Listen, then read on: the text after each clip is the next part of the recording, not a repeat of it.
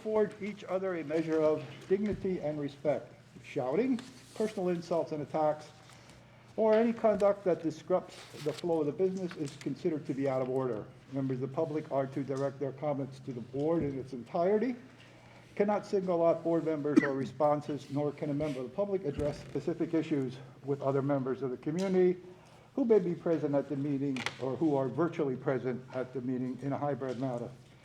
In addition, members of the community shall not bring signs or placards to the meeting and shall not applaud or engage in any action that would impede another community member's right to make comments at the meeting.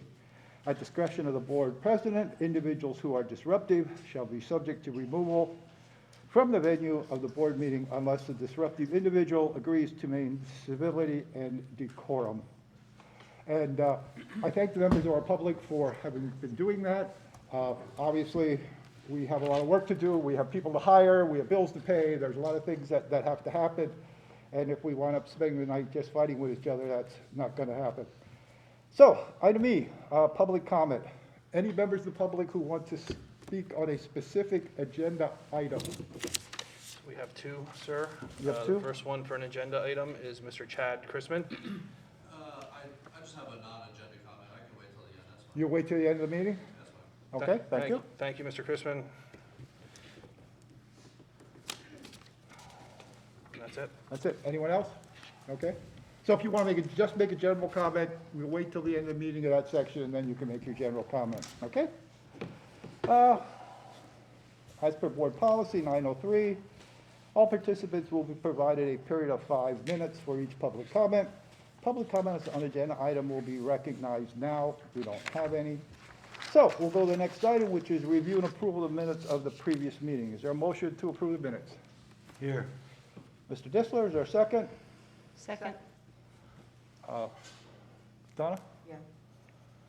We have a motion and a second. Any discussion or questions on the minutes? Hearing none, all those in favor signify by saying aye. Aye. Opposed, no? And so ordered.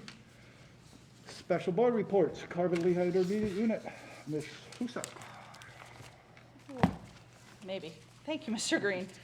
I have one quick thing. We did have our board meeting last month. We are doing, if any board member is wanting to partake in it, or our public, we are doing a fundraiser for the Special Needs Foundation. It is a basket raffle. All the baskets have been donated by staff, administrators, and employees. It's on their website if you wish to go on to the cliu.org. You're welcome to partake in it. Those funds go towards the Special Needs Foundation, which goes through the bicycle program that they do buy for our special needs students, the adapted bicycles. They also pay for things around the holidays to help families in need, different types of devices as our special needs students need things. So it is a really great fundraiser that they do. Most of this through the basket raffle will go to the Christmas time holidays and things like that to help students in need. So that is out there. One last thing, which we will be going through this month, which will be the 21st of December. We will be looking to approve our operating budget at the IU. That is strictly buildings and grounds, technology, things of that such. It has been presented through the superintendents, through their superintendent council. So they have also been able to provide comment on that. At this time, the IU is not proposing an increase to that budget at all, which is the 9th or 10th year that there has been no increase in that operating budget. So over the next few months, once it gets approved by the IU, it'll come to our board as final approval that then will go back to the IU. So probably February, March timeframe, we'll see that on there. But again, no increase to our district, so that's a positive. That's all I have tonight, Mr. Green. Thank you. Thank you, Gail. LTRC, we also have been working on our budget, and the budget is up a little bit in general because who knows where things are going to go with respect to state aid, and I talked about that before. The good news is for Northern Lehigh, I think between operating and capital, We're down about $1,200 or something like that, $1,300 maybe when it's all said and done. So we'll have a slight decrease in that. I'm just going to mention this, and I'm going to pass on. We do not have currently a representative to LCTI. I don't know what we need to do in that, and I'm going to ask the board to hold off on doing anything, at least for a short period of time, until we know where this whole thing is going to go. And you know, we may have to take action somewhere, but for the moment, let's just hold off, if that's okay. Student reps, you're on. Good evening, everyone. First time I report, I'm going to report National Honor Society. So they had their induction on November 17th, and it was held in the high school auditorium. Powder Puff was held at the stadium on Thursday, November 18th. Sophomores played the seniors, and freshmen played the juniors. The freshmen won. Very unfortunate. Don't want to talk about it. It was very sad. This year,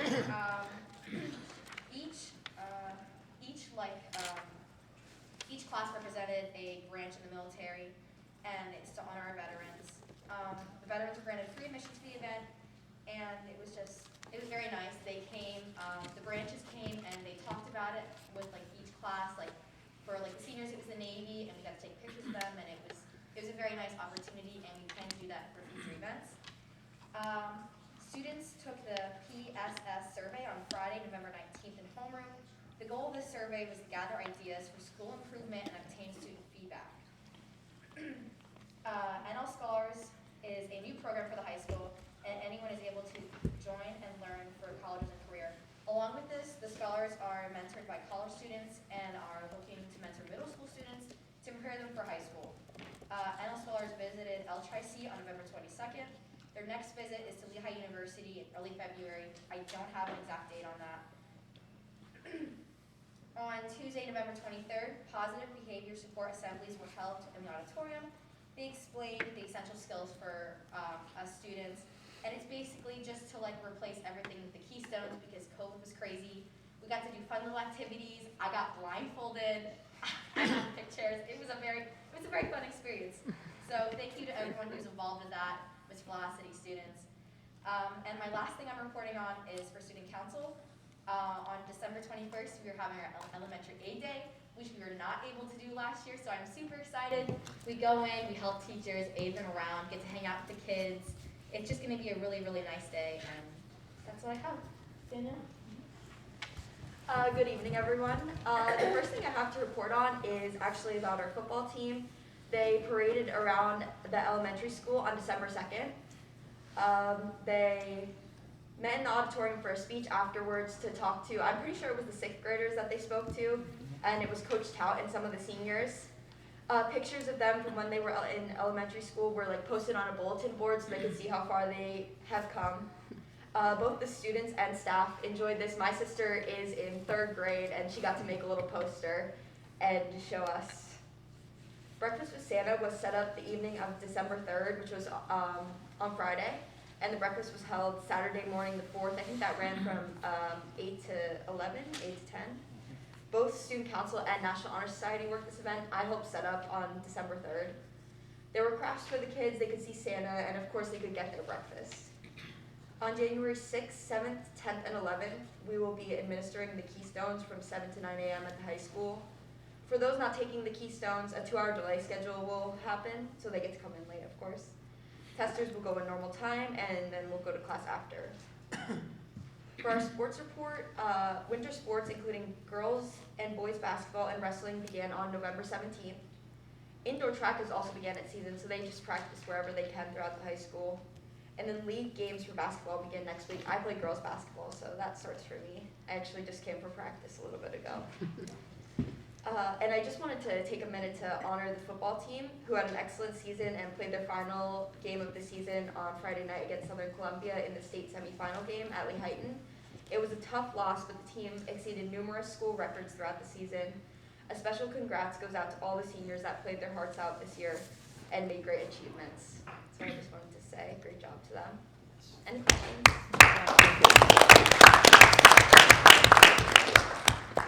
Is Mr. Geist still here? Oh, there he is. I would hope maybe by next meeting, we could have some kind of a little presentation for that football team, if that's possible. Thank you. Where are we? Solicitors reports. So if we may, sir, Paige and Danielle, thank you. You are, of course, welcome to stay, but no worries if you excuse yourself to tend to school issues. So that's homework. Secret code for homework. Thanks, honestly, thank you both for two excellent reports. Yes, thank you. Thank you. Okay, sir. Okay. Attorney? No report. No, that's the kind of report I like. Thank you very much. Yeah. Assistant Superintendent, Dr. Stoker. No report this evening, thank you. All right. Business Manager. I'd like to do an hour, but no report tonight. Superintendent, you don't have anything to say? No. You certainly do have stuff to say. This is- Superintendent's yes, report, Mr. Thank Lake. you, sir. So this evening, I'd like to start by recognizing two of our retirees, two administrative retirees, who have done tremendous work for our school district for quite some time now. First, I would like to recognize Mrs. Susan Bonik. Sue was hired full-time on July 1st, 2009, as the Food Services Director for Northern Lehigh School District. She obtained her associate degree in Food Services Administration from Erie Community College in 1983, and her bachelor's degree in Hotel and Restaurant Management from East Stroudsburg University in 1985. Mrs. Bonik has done an exceptional job for the district, including, and this just scratches the surface here, state food service audits, which are a bear, trust me, supervising staff, opening day meals for the, all of the professional and support staff, holiday meals and baskets.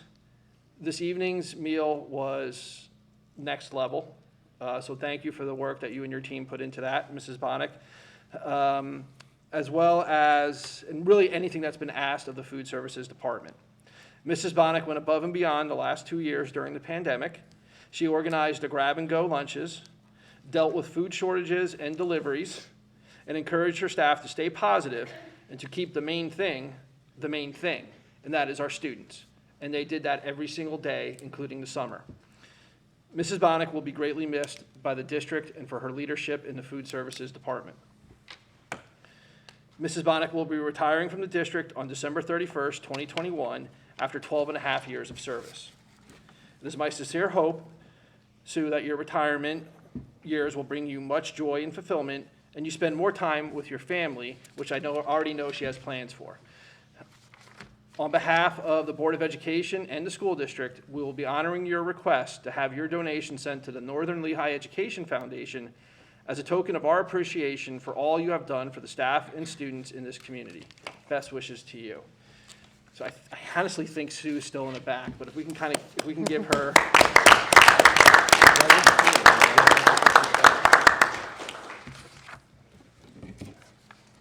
Next, I would like to recognize Mrs. Rhonda Front, who was hired full-time on March 15th, 1983, as a bookkeeper 2 in the administration office.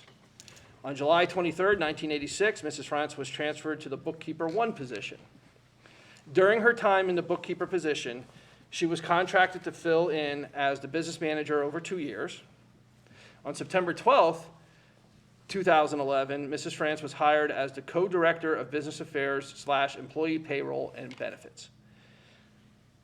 She obtained her associate degree in business management from Lehigh County Community College in 1980. Mrs. Frantz has also served the district as a game worker. She has been an integral part of the business office with child accounting, benefits, and audits. There's a lot of audits that happen in the school district. And it's because of people like Rhonda and Sue that we are always highly successful in our outcomes. And she has been our go-to for Northern Lehigh School District history. If I want to know something about one of the schools that no longer exist in the district, or the redistricting, or the merging of the school district, Rhonda is always happy to sit down and have a conversation with me about it, and I'm going to miss those, Rhonda. I'm going to miss those conversations. Mrs. Frantz will be retiring from the district on December 31st, 2021, after almost 39 years of service. It's remarkable. It is my sincere hope, Rhonda, that your retirement years will bring you much joy and fulfillment as you spend more time with your family, especially your grandchildren. On behalf of the Board of Education and the school district, We will be honoring your request to have your donation sent to the Northern Lehigh Education Foundation as a token of our appreciation for all you have done for the staff and students in this community. I wish you nothing but the best, Rhonda. Thank you.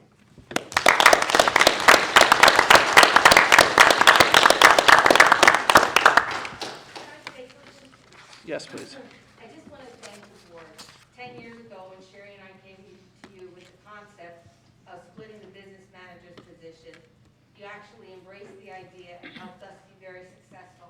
It has been my honor and my pleasure to work with all of you. Thank you. Thank you. Thanks, Rhonda. Thank you, Good Rhonda. luck. Thank you, Mr. Link, for those kind words. Sure, and if I may, I would also like to recognize our football team on their tremendous season this school year. I'm looking forward to deeper recognition in January. Mr. Geis, during that time, could you please be sure to highlight all the records that were broken this year? I don't know that I've ever worked in a district where that many records were broken by one team in a single district. So kudos to the entire team and the coaching staff. Thank you, sir. That concludes my report. Thank you, sir. That was superintendent. An executive session was held at 7 PM in the middle school library. We discussed some personnel issues and some legal issues. Speaking of personnel, I would like a motion to approve the items with the exception of item C1, items A to J except for C1. Is there a motion? Sir, if I may, I get it wrong. we can approve that. I think just one board member may abstain, But we only have 4, so that's, as long as we have 3. we're okay with Yes, 3? we're okay with 3. Okay, then we'll take it all. I thought we needed 5 for that, but, And I'll defer to Mr. no, Warto. that's correct. Three's correct. Okay, then I rescind that. Let's take all personnel, A to J, please. Motion? So moved. Motion by Ms. Husak. Is there a second? Second. Second by Mr. Kern. Any discussion or questions? Mr. Husak, I Mr. mean, Dissler? Mr. Do you Dissler. wanna- Mr. Green, I'd like to abstain from C1. Okay, for the record, you're abstaining from C1. And we'll just let it go at that. Any other discussion or questions? Hearing none, all those in favor signify by saying aye. Aye. Opposed, no. And so ordered. We're down to family medical leave, I think. Is that the right one? Nope, actually, we're down to Roman numeral 5 on page 4, policy. I don't like this white paper. Anyway, Yellow paper, yeah, I want yellow paper. Which one we had? page 4. Okay, right got it. here. All right, yeah, thank you. Yeah, I know. Look one more. They are different, yeah. Policy, okay. Yep. Okay, so it's policy. We missed policy. Need a motion to approve the policy item. 1, 2. So moved. That was Donna? Thank you, Donna. Second? Here. Mr. Dissler? Yes. Any discussion or questions on the policy items? Anyone? Hearing none, all those in favor signify by saying aye. Aye. Those opposed, no. So ordered. I have nothing under conferences, correct? Correct. Curriculum and instruction. Need a motion to approve curriculum and instruction item A. Is there a motion for curriculum and instruction item A? So moved. Mr. Kern, second? Is there a second to the Second. motion? Husak. Who's that? Okay, I'm sorry, Gail, I didn't hear That's you. okay. Any discussion or questions? Hearing none, all those in favor signify by saying aye. Aye. Those opposed, no, and so ordered. So here's the new rule. One motion, you guys make it on the left, and the next one, you guys make it on the right. That'll be easy, and we'll get through this in no time. We got 5, 6, 7. I have no old business that I see at this point. Under new business, I'll need a motion to approve the new business item A, early retirement. So moved. We have a motion, is there a second? Here. Yeah, see, you guys are working.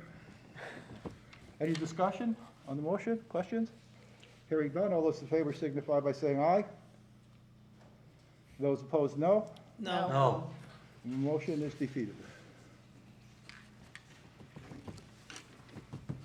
Okay, we're moving then to financial. I need a motion to approve the financial items A to G. So moved. Second. Mr. Kern, Ms. Husak? Any discussion or questions? Hearing none, all those in favor signify by saying aye. Aye. Opposed, no. Okay, we have legal items here, A1 and 2. Is there a motion to approve the legal items? Here. Mr. Disler Second. and Culp. I was only kidding, but is there any It's working. discussion or questions? Yes? Mr. Disler, Ms. Culp? Hearing none, all those in favor signify by saying aye. Aye. Those opposed, no. I have nothing under conferences. Information. No. We have the minutes of the CLIU meeting, Carbon-Lehigh Community College, and the Lehigh Career and Technical Institute. At this time, we will have recognition of guests, and I think you have a list here somewhere, Mr. Lynn? I do. So the first community member that indicated they would like to speak on non-agenda items is Mr. Chad Chrisman.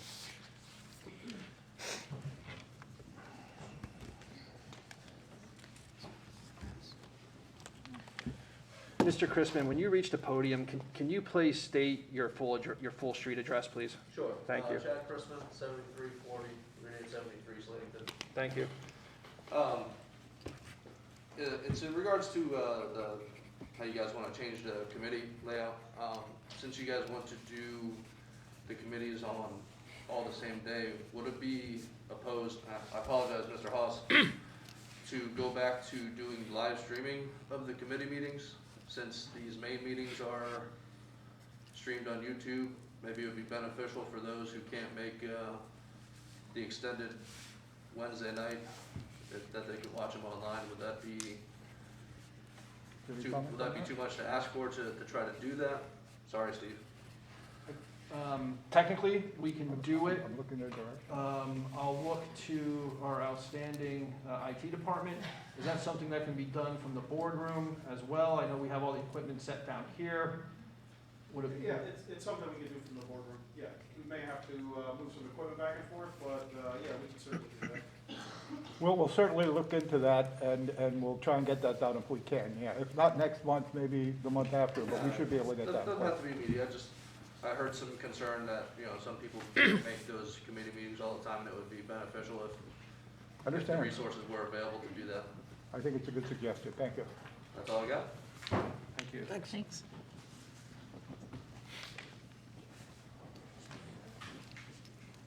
Okay, next we have Mrs. Angela Williams that would like to speak on a non-agenda item. Actually, Chad just spoke about, I wanted to say about the committee meetings being recorded.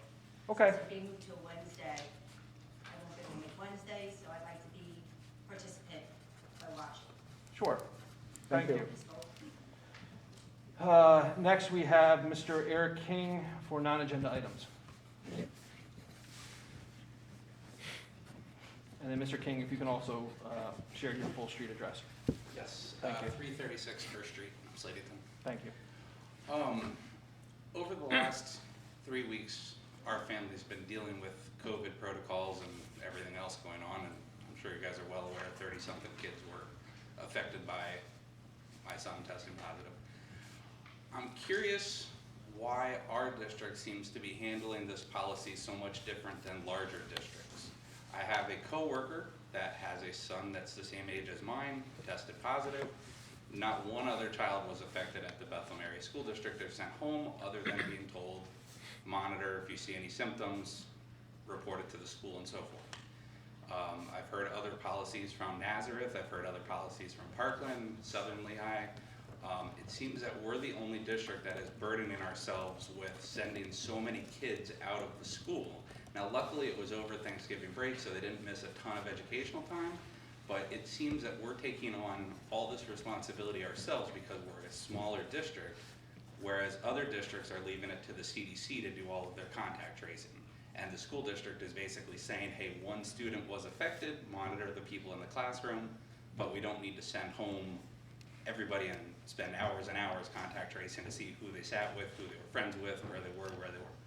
And I just feel that the parents are being affected unequally in our district, and the students are being treated unequally in our district and losing educational time because of this, where other districts neighboring us are not spending the time doing that contact tracing and not losing out on the education time when they are affected by it. So it's a concern of mine, and one of the things that we brought up is we detailed our health and safety plan too specific, where other districts made it broad and said, we'll do the bare minimum of what needed to be done to meet our state requirements. So it's a concern I had. The other thing I was brought up is when my son was affected by this, other students were asked, if you're vaccinated, you do not have to stay home, you're allowed to return back to class, and those students were also required to show proof of vaccination. It was my understanding no state mandate has been issued to require proof of vaccination. So I want to know why the school is requiring a proof of vaccination to stay in school, and what is stopping a student from just sitting there saying, I'm vaccinated and walking right back to classroom. So I think it's something that needs to be addressed, and we need to look at that, because it's not fair that we're even requiring that or asking that, then that student gets to get sent back. So something to consider going forward. I wish we could address that moving forward. I think you have two separate questions there, if I'm not mistaken, so. Yeah, two separate issues, but it's related, kind of the same policy, and that's, Yep. I think we're getting too detailed into how we're doing our contact tracing, and it's unjustly affecting the kids living out in education time.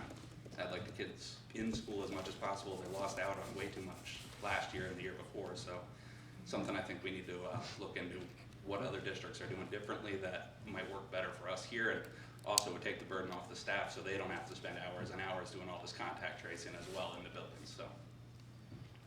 You want to say? Sure. I can't speak to what the other districts are doing, but I'm happy to make some phone calls and ask them directly. And I can do that and report back in January. We are following what has come to us by the CDC with the contact tracing. Quite honestly, the CDC recently has, my interpretation of it, has kind of washed their hands of it, meaning they want us to do the contact tracing and then give them an end of the day Friday report, a number of positive students, a number of close contacts. That actually changed right before Thanksgiving break. It seemed to me like we're in a smaller district, so maybe it seemed like we took on that responsibility because we sat there and said, okay, we have X amount of students, we can handle this type thing. And other larger school districts like Bethlehem Area School District and Parkland and some others that are much larger sat there and said, okay, you guys tell us what to do, we'll do it. And in that situation, if one student is affected by it and says, I'm positive, they report it to the school says, okay, little Johnny was tested positive, who was he around? Well, we don't know. The parents could just sit there and say, I have no idea, and that's the end of it, and then nobody else has to get sent home, just monitor closely and see what happens, which 30-something kids got sent home. In our case, and to the best of our knowledge, nobody was affected by it other than they lost out on a lot of educational time. So, something I think needs to be Yeah, I'm happy to look tweaked or further. changed there a little bit. Sure, I'm happy to look further into that. Appreciate it. Thank you. Thank you. And that was all that I'd signed up for in person. I'll sign up, okay. Public comment, we have two public comments that were emailed. And I'm sorry, did I miss you? No, I was just wondering if I could speak if I wasn't on the list. Come on up. I just wanted to, I'm sorry, should be my name. It's Elissa Pozesko, 6439, PA Route 873. Thank you, Mrs. Tedesco. I just thought I'd comment that I work at Parkland School District, and I can tell you that I am regularly contacted by the nurse and asked about close contact, and students are being sent home if there was close contact at Parkland High School. And also, my daughter was a close contact, and she was not asked to show proof of vaccine. So, and I'm very happy with any efforts you make to ensure that our kids stay healthy and safe with regards to whatever you need to do to keep a deadly virus from spreading. Masking, distancing, contacting, sending them home, support you 100%. That's it. Thank you for your comments. Okay, I think you said you had some written? There's two Correspondence? comments that were emailed in, and I will ask our board secretary, Mrs. Husak, to read those. I will read them in order of timestamp. The first one, dated Monday, December 6th, 1:35 PM, received from Kyle Ritz, 332 Main Street, Slatington, PA. I would like to know why these teachers are making it their responsibility to teach and wrongly educate our children about this vaccine. One teacher I was told from my son even said, natural antibodies do not exist, so that's why you should get your COVID shot. Can someone explain to me where in the curriculum this is located? Sir, would you like me to respond? Is that the? That's the end of the question. Yes, the correspondence.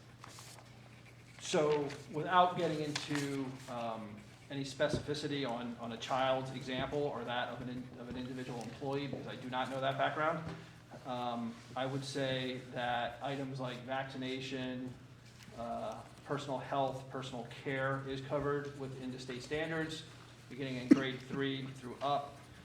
Science, technology, and engineering education standards, as well as our health, safety, and physical education standards. So they are within the standards. The specificity of what was described there, I can't speak to that. You're not familiar with that situation specifically, correct? That's what you're saying? It's hearsay. I wasn't there. Okay. Not that I'm doubting what the person's saying, I'm just saying I wasn't in the room with what was he's saying was reported. Thank you. And then you have one more? Yes, I do. The second one was dated Monday, December 6th, 3:36 PM, from Mr. Justin Jackowitz, 6465 Woodbury Drive, Slatington, PA. Mr. Lincoln School Board, I originally had planned to speak in person this evening based off Mr. Link and the correspondence I had earlier today. My goal is to avoid public confrontation, as I will not be coerced by Mr. Link or the district into wearing a mask at a public meeting. I was given conflicting information, and I am choosing to once again write a letter instead of speaking in person. I find it shameful and un-American that Mr. Link chooses to blindly follow voided and illegal mandates in a snap of a finger from an unelected and interim Secretary of Health, but drags his feet on updating the health and safety plan to reflect the rulings of the cases from the Commonwealth Court, ruled 4-1. As a district, we need to question and evaluate our solicitors, as we were advised to follow voided and illegal mandates for several months. Yes, there is an appeal, but that's precedent ruling, and reality is many school districts across the state are choosing to go back to their mask optional policies and update their health and safety plans. I am asking that Mr. Link send out a parent survey to determine what the community wants in terms of the health and safety plan. As always, other local districts. Do you want to make a comment about the legality? Just a sentence or two? Okay. As always, other local districts are putting plans in place to allow parents the option for masking and how they approach COVID-19. There is not a one-size-fits-all solution, and parents should have the final say when it comes to the health of their children. This is a major issue and will continue to be so as our elected school board chooses to delegate all authority to Mr. Link. One of the board members spoke out last meeting that they are in constant communication about the health and safety plan. When and how is that communication taking place? I have read through hundreds of emails from a right-to-know request and certainly am not seeing it. More importantly, what is the district's plan moving forward to address the health and safety plan? The mask mandate certainly is an issue, but equally, if not more important, is the obsessive quarantining that's taking place. Local school districts like Jim Thorpe and Tamaqua are scaling back and removing the quarantine and masking mandates, and we remain in a quagmire. During the November meeting, a student spoke about the canceling of the homecoming dance and commended the community for organizing an alternate, private event for the students. Then former board president rudely interrupted the student with false and incorrect information, as the event was indeed canceled and not postponed. I would like the former board president to publicly apologize to the young man who showed courage and spoke for many of his classmates. Lastly, on a positive note, I would like to commend the Northern Lehigh football team for having a great season. The coaching staff and players provided a lot of excitement for the community and represented our area, the Colonial League and District 11 football very well. I hope moving forward into 2022 that as a district we can return to true normalcy. Happy holidays to everyone, Justin Jackowitz. If I may just take a second to address that, and I'm not going to get into each sentence and item, et cetera, but I just need to state to the public, the board is aware of the policy. We've reviewed the policy, we've gone over it, we've discussed it. We've discussed it at public meetings on several occasions. I think ours was one of the few districts that said we were making masks optional. That was our original plan until we were prevented from doing so. And I think Mr. Link is aware of the fact that possibly in 3 days, that mandate might be lifted on December 8th. And I think he has direction on what to do. So the board has given direction. I think we're all on the same page on that. And we did move to unmask as soon as possible. As to the legal ramifications, attorney, do you want to make any comments at all, just to answer the questions? Certainly. Thank you, President Green. Yeah, absolutely. There was a Commonwealth Court decision issued on or about November 10th. That decision overruled the mask mandate. However, there was still an automatic stay pending the appeal to the Supreme Court. The Commonwealth Court thereafter lifted that stay. However, shortly thereafter, and most recently on November 30th, the Pennsylvania Supreme Court reinstituted the stay, meaning that the mask mandate is currently still legally enforceable until such time as the Supreme Court, Pennsylvania Supreme Court, holds oral argument, and I believe that's what the President was referring to on December 8th, is the oral argument. So at that point or thereafter, they will be issuing a ruling with regard to the mask mandate, but at this time, it is still in place. Thank you. Anyone want to comment on that at all? Anything? No? I'm looking to board members. Anyone? No? Nope. And is there any other items that we need to discuss tonight? Hearing none, do we have a motion to adjourn? So moved. Is this side, Mr. Sock? Second. Mr. Kern? Return. All those in favor of adjourning the meeting signify by saying aye. Aye. Opposed, no. And we're finished at 8:14. Thank you all.